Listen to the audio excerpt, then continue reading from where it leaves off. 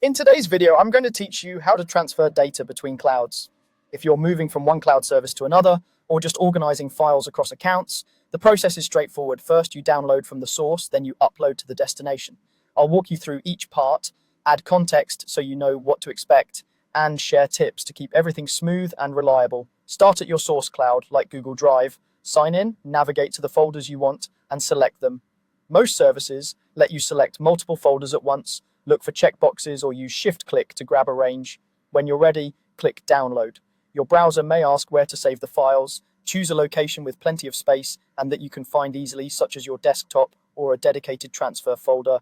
Large or multiple folders may be packaged into a single zip file by the service. That's normal and can speed up the download. Keep your browser tab open and your device awake while the transfer runs, and try to stay on a stable, unmetered connection to avoid interruptions or partial files.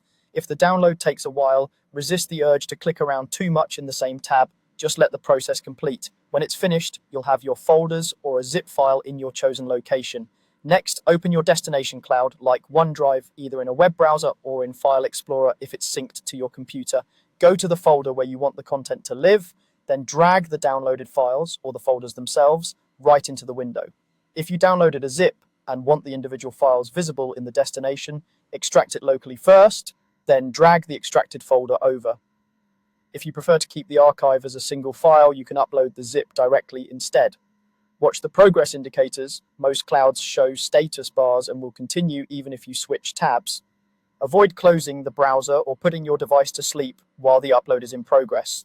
For very large libraries, it's fine to upload in batches to keep things manageable and maintain your folder structure.